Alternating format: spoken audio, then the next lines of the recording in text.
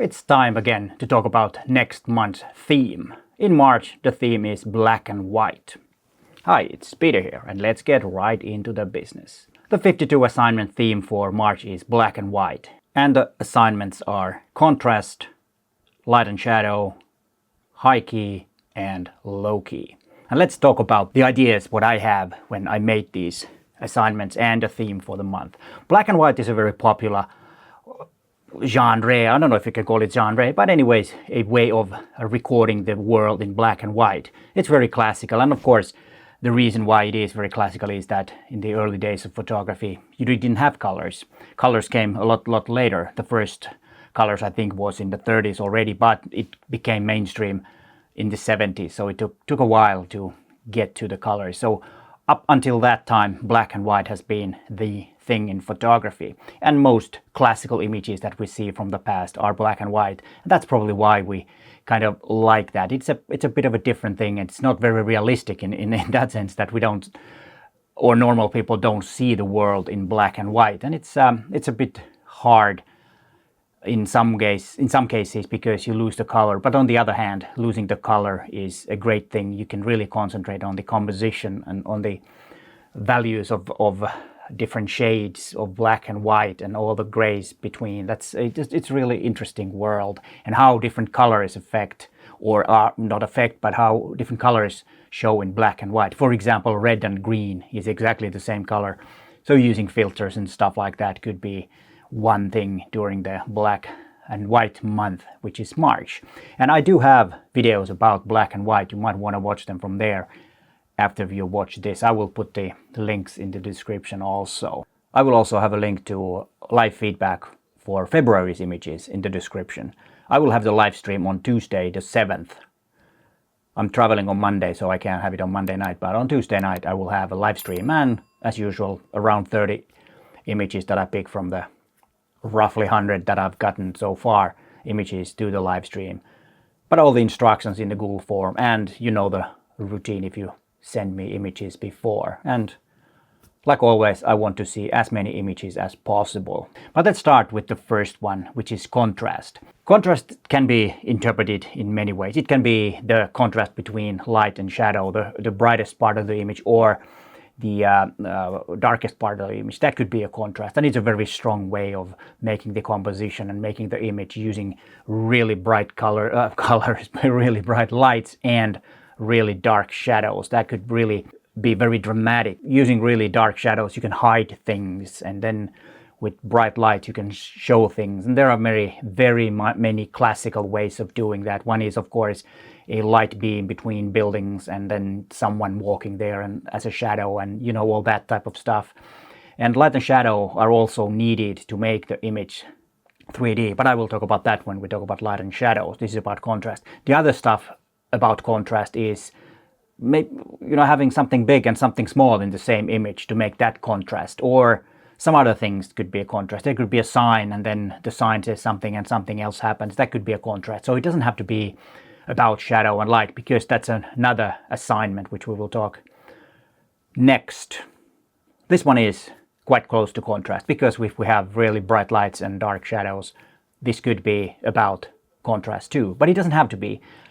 The contrast doesn't have to be that big when you have light and shadow, because you need shadows to make something look the shape it is. If you have a round subject, you need some shadows on the other side to make it look round. If the light is totally flat and there are no shadows, you lose the 3D. Of course, that could be kind of like a deadpan style or lay flat style. That's a different thing. But in general, mostly images that don't have shadows are really boring. And this time of year here in Helsinki, we don't really get that much shadows, because you have big softbox, the biggest softbox in the world, the clouds, and then everything is flat. Of course, it's a style, but not very interesting in the long run. I don't really fancy that type of image. I like contrast images a lot more than images with flat light. So this one is really something that I do like to have in this as an assignment, because light and shadows are the essence of photography. So in this particular assignment, look around for light and look around for shadows, because you need the light for the shadows.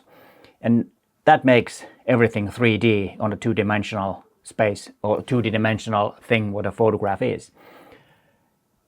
And mastering the light is easy, but mastering the shadows is the differentiation or the dividing thing between good photographer and great photographers. Great photographers understand shadow and know how to make a shadow look good and benefit to the image. And also with all these assignments and themes, the thing about them is that you need to have a story. Because if I have a contrast, for example, as an assignment, it means that the contrast is there because it tells us something. It's not there because it is there. It has to have a purpose. And the same thing with light and shadow. You need to think those elements as part of the story. And that makes a good image.